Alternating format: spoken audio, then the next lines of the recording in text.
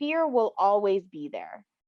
But if you invite fear with you and do whatever the thing is you're afraid of, that same fear won't be at the finish line. But guess what? A new fear will be there because now you're going to do something else. So if you can overcome fear, that's fantastic. I say invite it along and it'll leave, but a new one will come. It's like a rotating roommate.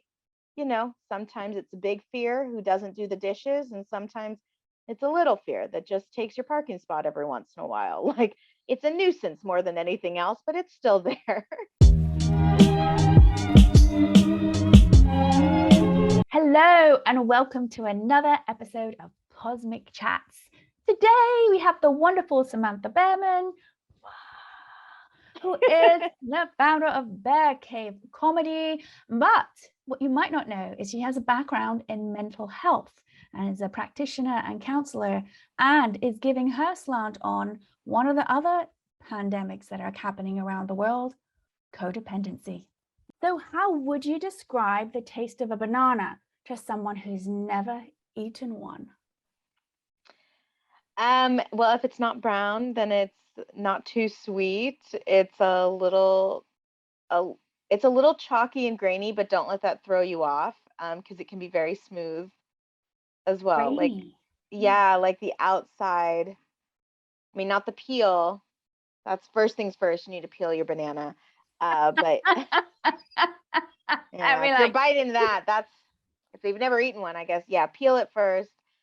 Don't eat that outside part.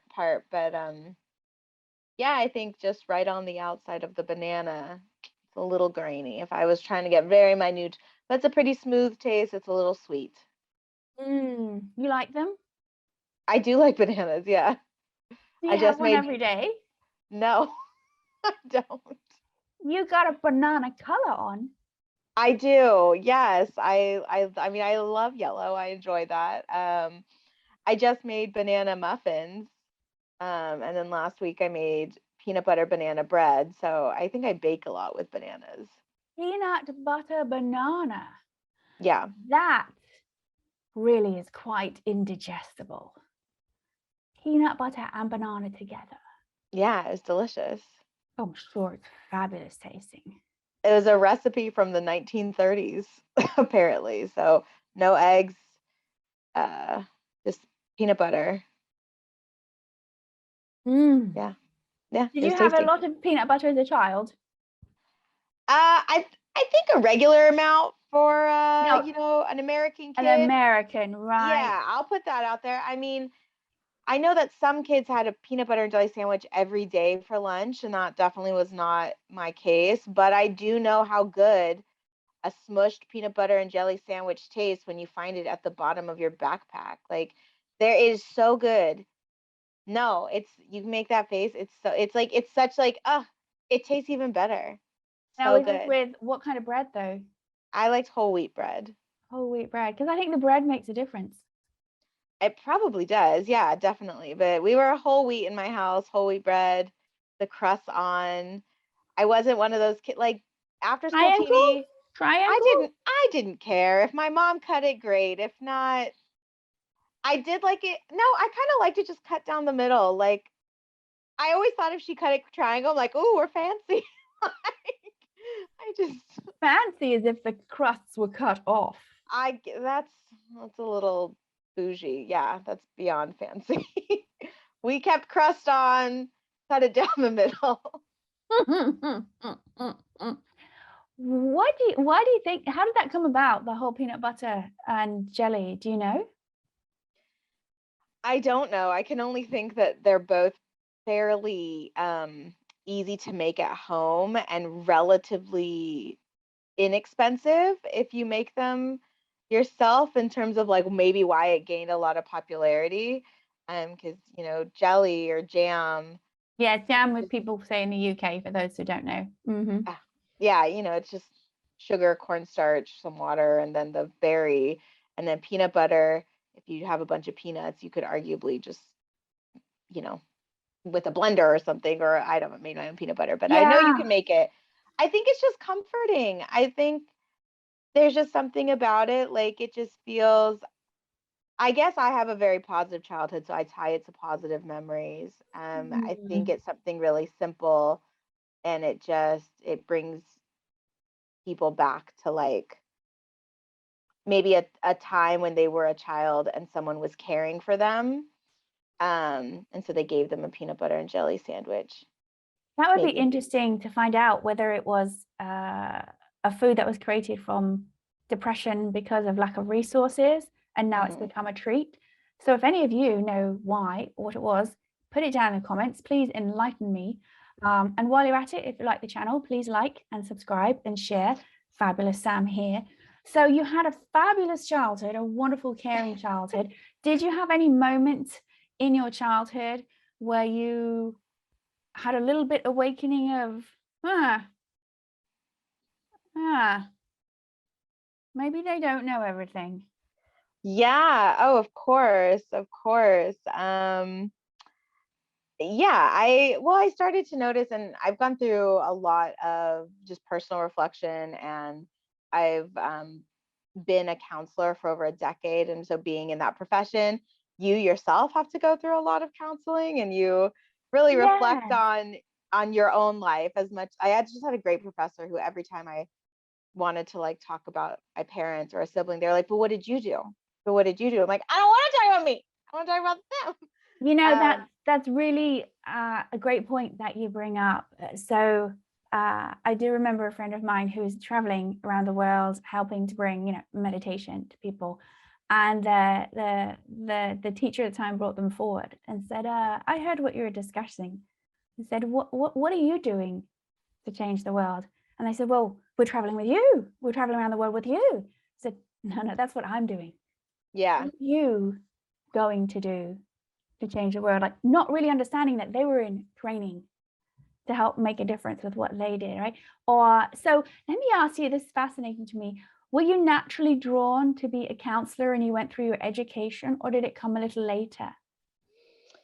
Um, I feel very drawn to it. As I worked in alcohol and drug rehabilitation and intervention, and a lot of the clients, like the stories I've heard, without ever breaking HIPAA or anything like that, but I would talk about them because you have to some degree, because there can be very deep and dark. Everybody would think or would tell me, how can you work with people who've been through this or who have done this, or don't you feel scared or unsafe? And I just think the world takes all kinds. I've never, in the jobs I've had with the realm of mental health and drugs and alcohol, I've never felt unsafe. But what got you interested in that Oh in the yeah, first place? I just think I was drawn to it. Like people talk to me whether I want to listen or not. No, that there's just a lot of, I think there's something about the way I talk to them that makes people feel like they can open up to me. And I also think in terms of what I provide from a counselor perspective is I'm definitely not a sugarcoating kind of clinical worker. Like if you're not doing what your goals are and not even a step towards it, and you're still complaining, like I can't roll with that. We're going to talk about either we need to adjust the goal, which is fine, or we're not going to complain. We're going to take ownership. We're going to say, I didn't do this and I didn't do this. And we're going to have a great time saying all the things we didn't do, but we're not going to sit and complain and not do the things. And then be like, why am I not changing? Why is this not getting better? It's like, well, I mean, we don't know for certain, but you didn't do any of the goals that you set for yourself. We know that, but we don't know if that would have made your life better. That was the point, for you to do it for this week and for us to reevaluate, So you were drawn, even, would you say, as a teenager towards mental health, or? I think so, but I think some of that is also just like the societal pressure put on women that we're like better listeners and people should talk to us. And it definitely made me feel special and important. And I learned that I have, and I've been working to break codependency and people pleasing. And I think a lot of people, women in particular, only because mental health tends to be a field very dominated by female practitioners, are drawn to that line of work. I think if they were a bit more honest and reflective, because of some codependency and people pleasing tendencies, it's an incredible position to be in, to also not face those two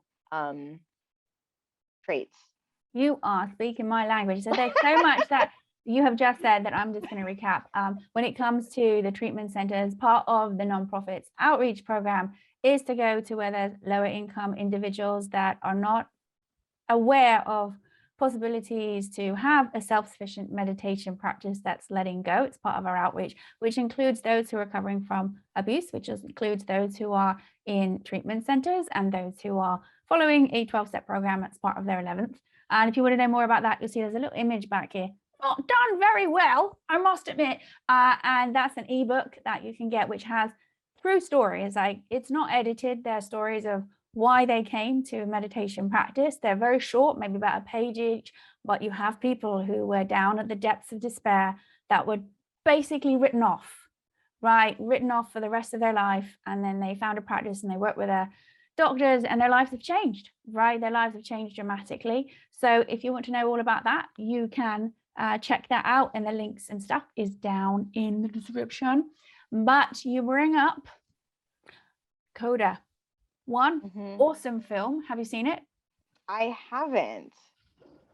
So I too am a big proponent of wherever there is a system that is fostered in a philosophy of codependency, it will open up to abusive patterns and cycles. Absolutely. This, I'm getting chills right now, is a systemic problem. Globally. There is logical reasons as to why we have this from what came down from the years. We can simply look at a TV show like Bridgerton and you can see the value and why people had to, work towards being codependent for survival, fight or flight survival. Absolutely. The codependency, this particular film is a lovely one to watch. It's not hard or traumatic. You know, award season comes around and it's like, oh gosh, another alcoholic. That's how you get your award, apparently. Right. Yeah. And so this one just poignantly puts, what better reason would society co-sign codependency than being the one child that has hearing in a family of deaf individuals? And they explore that avenue. It's beautifully done. There are other films with the same story, but I thought, how bold of them to call it CODA.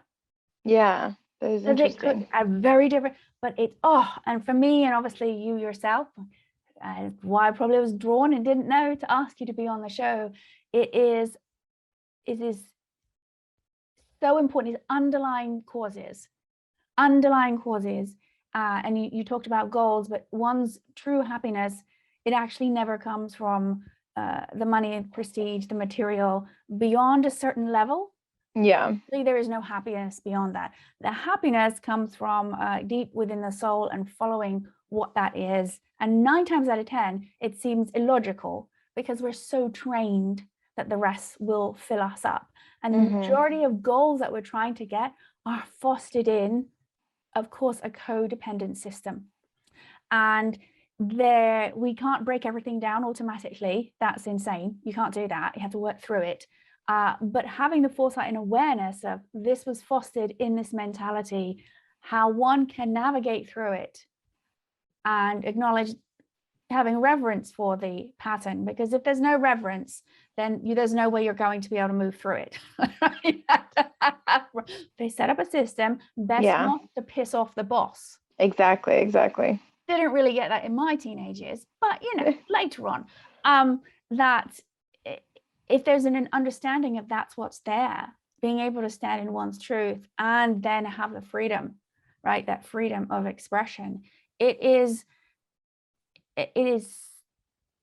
I'm not even a psychologist, but I know how deep this goes. And I'm aware on more and more subtle levels of how this infuses the consciousness globally. Right? And one can't even be aware, like you're talking to people in an environment where they are at least in a place where they're supposed to listen to you. Kind of, yeah. And the victim, what you're basically doing is pulling them out of victim Yes. Right? And victim is insipid within a codependency system. Mm-hmm. And victim can be from, why didn't they call me back? Right. Simple. Okay, they could be busy, but why is, I'm going to use me just because I'm making up this example, because when individuals say the word you, as in one, really, in the English language, it should be one, but then that sounds too posh and snotty. So, if I'm walking, why did they call me back? Why didn't they call me back? Like, whoa, what is happening that I am in this, trying to get to a victim, right? Trying to get to this close to feel sorry for myself. These people are always like this. This never happens to me. What's wrong with my life? And it becomes shrinking. And then in order to puff oneself up, then doing an act that is, I don't really think, of elevated consciousness. Yeah. Right? Whether that act is lashing out at someone, overeating, blah, blah, blah, whatever it is, right? As you've hit on that nerve of codependency, did you notice you yourself having layers of that you've gotten free of? Yeah. And I think there's always backsliding when it comes to healing, because people are imperfect and old habits die hard. But yeah, one of the things I've worked really hard to break free, one of the bigger components of codependency, at least as it manifests with me, is that when someone is feeling a negative emotion, I work really hard to not try and fix that emotion. Oh, And I just say, if you're feeling, for example, if you're feeling mad, if we were in an argument or something, I would say, I want you to feel that. And I really try and validate. Now, yes, unless they identify their emotion, I'm still projecting what I think they're feeling, but it's like, and then I'll say, but if you're not feeling that, then feel whatever it is you're feeling. But I'll say, I don't deserve to be spoken to a certain way just because you're in an emotional state, like a different one than I am.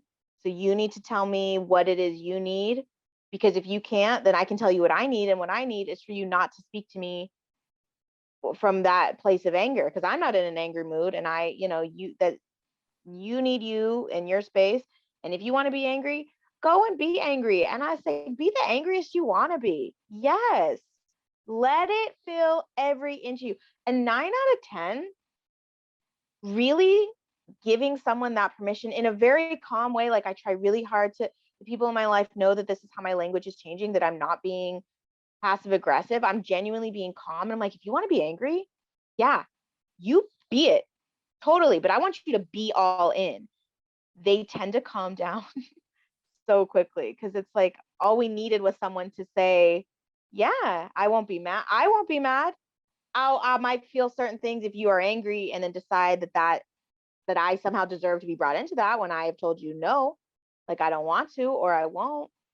Another thing I've done when I feel myself getting overwhelmed and overstimulated, which is, I think, for me, a trigger of codependency, where I'm just like, I just want, like, whatever the thing is to end so that I can move on. I'll say, can I take a breath, and will you take one with me? And I've so far never had someone say, no, I'm not taking a breath. They're like, fine. And they might take a shallow one, but I know that psychosomatically, even that breath naturally will slow down, their responses. Like, it will still have a therapeutic effect. Now, it would be better if they took a deeper breath, but I've never had someone, yeah, I'm not gonna breathe. No, I'm not gonna do it. Usually, if they're that stubborn or that feeling that way, which that's fine, they're like, fine, I'll take a breath. Fine. I'm like, you're not okay, great. And I try, and I have to remind myself, like, that's not my issue. Great, let's take the breath, and then, like, we can get right back to it. And then also not having the last word, which is really hard for me. It's so hard. It's so hard. And why is that, do you think?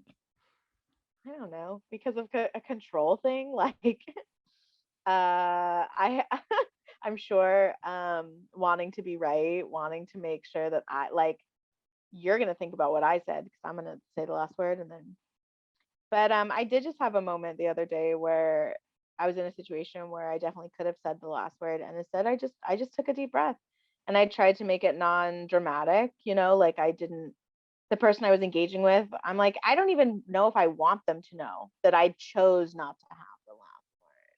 But I was like, I know that I did. I know that I'm consciously making the choice to just take a breath, to just let go of whatever, whatever's going on that's not sitting right with me. It's not like a toxic thing. It's just, man, people, we get triggered all the time. Just as like, people, me, everyone. It's like, dang. And sometimes we gotta just, I've had to lead with like, I quantify you and have qualified you as a good person, as a decent person. You might be pissing me off right now, but like, do I need to explore? Do we need to unpack all of it all the time? No. So you start off with everyone is up here, good person, and then their actions will change that, or do you start from the bottom? I used to, and as I think most children do, but I could be wrong, because I have worked with a variety of kids and teens, and the stories I've heard of the homes they were raised in, I would be surprised if they led that way, but I did, definitely. I would always tell my dad, everybody's a good person, and then they can prove to me. And he was, he parented, I thought he parented very well, and he would say something that my grandmother said, something along like, the road to hell is paved with good intentions, and why don't you let people tell you what kind of person they are before assuming they're all good? And I'm like, well, that's so negative, and that's so, but as I've gotten older, I don't think I start with people like that everyone's bad and they have to show me they're good. I think I start more with neutrality, like everyone's at least a person, and even the best people have their worst days, and even the worst person. What caused you to switch from everyone was a good person to now you've become neutral? I work a lot in entertainment, and as a woman, and as a woman of color, and as a rising successful woman of color in this business, I have learned that not everybody is good. And it's hard to say that, but there's a lot of gatekeeping. There's a lot of different price points that people offer or give or pay or don't pay. And there are people who their way of moving up on the ladder of fame and success or work or whatever, because as you know, the Wild West comedy, I still believe it to be the last bastion of the Wild West. Like when I tell people how many shows are run, without contracts, and you kind of have to, be a SAG or be union or something to really need contracts, they're shocked. I'm like, oh yeah, people will do shows where they're walking out the door with $2,000, and it was verbal, email. Like, I suppose if someone wanted to really like make a scene, there's enough evidence one could take to a judge. But I'm like, there's no contracts. And I was like, I could tell you the producers of these shows, these aren't small shows. These are shows with notoriety. And then, there's bigger ones and different ones that do have contracts. But I've just learned that I need someone to show me that they're good. I will often try and assume the best, but neutrality. That's been the best way that I can continue forward. So would you say that was a shift based on your actual experience of it happening to you or observation? Both. I ask a lot of questions now. I work on being the last one to speak in a meeting, which is kind of a power move, because then you hear everybody's opinions and contributions, and then when you speak, you've got more information than the first person who spoke. And yeah, I ask a lot more questions, and I've never been afraid to reach out to somebody, who's very successful, like verified creators, verified comedians who have multi-million, millions of followers. They make hundreds of millions of dollars, names that if I said now, everyone would know. Whether you like them or not, it's irrelevant. That's how. And I have a fairly good return rate on them responding to my questions. And some of them we've become maybe they wouldn't say internet friends. I would. They respond to any message I send. They watch my videos. They, you know, and I've done the same with production. Is I've reached out to people who I want to emulate and ask, and I've learned things about them because what's on the internet just isn't real. There's a production company I reached out to. It was female run, and that was my big draw. I really wanted to know, how are you doing this, and how are you doing this so successfully? And you are not in a lot of promo stuff. And we talked very candidly, and you know, I told her, I was like, this is just for me. I'm not going to sell or share this information. And she let me on to other revenue streams that have nothing to do with her production company. And she's like, that's how I'm able to sustain this, is because I have very like vanilla, you know, a business that is sustaining everything while this is starting. Then we talked about running like competitions, and they were like, yeah, there's not a lot of money in that the first couple of years. You're going to be working really hard to build a name for it. And I was like, dang, really? That's interesting, because that's not what it looks like. And I try and always come with a big piece of humble pie whenever I'm asking questions, and remind myself I'm not there to teach anybody anything. I've asked for their time. I try and be incredibly courteous of their time. If they've only given me 15 minutes, I have researched the questions that I want to ask, and I tell them, like, I don't ever want to cut you off, but these are the number of questions I have. I'll tell them at the beginning, because their time is valuable. And usually when I come real that prepared, they'll give me more time. Sorry, I could keep going on and on. So asking questions, do you ever feel uncomfortable when you're asking questions that you've asked too many? Absolutely. I don't know that I asked too many. I feel uncomfortable doing all kinds of things, but I learned a long time ago that for me, I'll always have fear doing something. So I invite fear along. I realized I didn't like the kind of motivational phrase of like, you know, how to overcome fear and push past fear. And because I don't believe that's real. Fear will always be there. But if you invite fear with you and do whatever the thing is you're afraid of, that same fear won't be at the finish line. But guess what? A new fear will be there, because now you're going to do something else. So if you can overcome fear, that's fantastic. I say invite it along, and it'll leave, but a new one will come. It's like a rotating roommate. You know, sometimes it's a big fear who doesn't do the dishes, and sometimes it's a little fear that just takes your parking spot every once in a while. Like, it's a nuisance more than anything else, but it's still there. Do you think that all your work as mental health practitioner is the right word? Yeah, mental health practitioner. Yeah. Practitioner, and then your counseling is for drug and alcohol specifically? Mm-hmm. Yeah. Do you think that has helped you be in a place where you can ask more questions and deal with your fear? Absolutely. When I'm taking on new clients, I have to ask them questions. And oftentimes when I was changing, you know, who I was working for, organizations, I'd be sometimes the youngest person on staff. And I love working with experts. Like, I think a lot of people find that really intimidating, or they want to be the person who knows the most. And that's fine. If you want to be the person who knows the most, great. Look around the room and learn from people who know more than you. And I do believe in the phrase, you know, never be the smartest person in the room. Although it does feel great when that happens occasionally. Like when it's you, it's like, wow. But and why is that? Like, it's really cool to be the expert in the room. I don't think I would like to be that always in all rooms, because then I'm not learning or growing in the direction that I want to grow. However, I do also believe you can learn something from everyone if you give them the time. And so my double-edged sword to that is that it's not that not everybody is worth my time, but my time is my most valuable asset, period.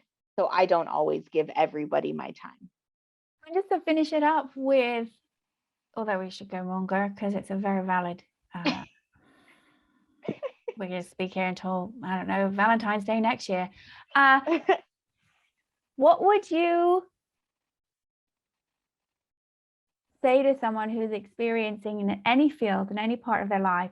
COVID has changed so much. Yeah. Has changed consciousness, mentality, individuals. It's a big, deep dive itself. But your experience of seeing the gatekeepers want to come back in, right? Because a lot had to change during COVID.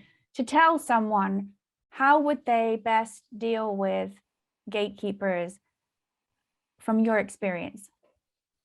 You can outsmart a gatekeeper. You can honestly. They're like the troll under the bridge. A little bit. Yeah. Stroke their ego a little bit. The three billy goats, right? The troll. They outsmart the troll. Yes. I mean, first of all, like, go head first into them, you know. You can stroke their ego. Yeah.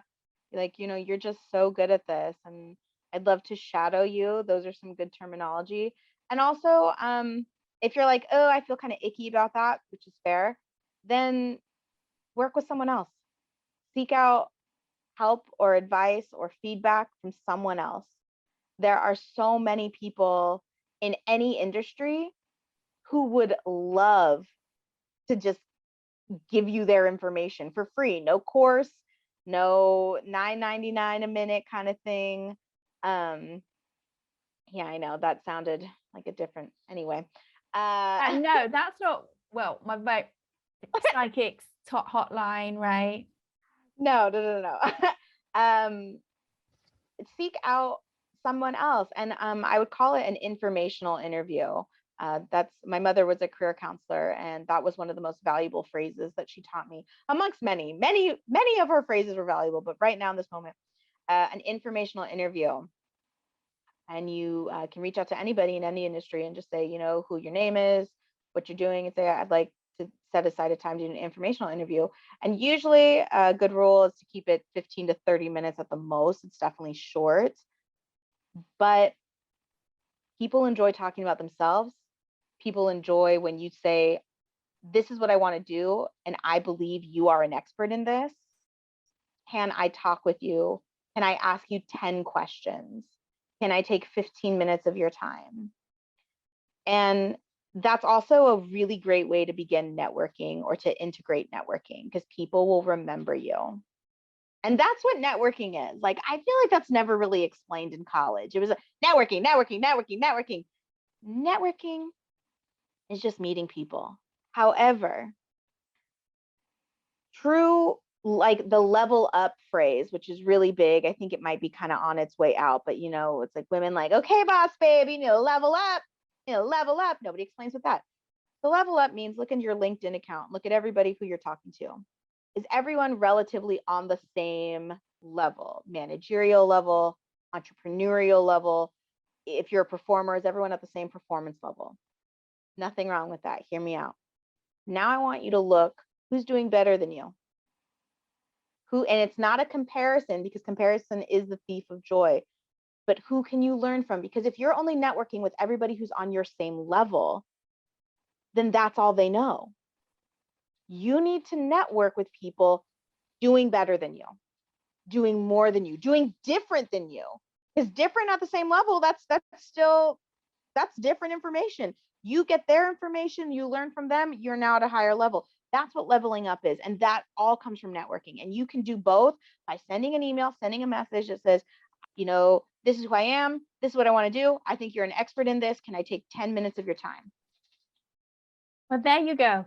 Take 10 minutes of your time. That's it. So we won't take any more, because we know Sam's is precious. If you want to have her back, please pop it down in the comments. I know she is a supporter of Aware Meditation Inc. and helping people. Yes.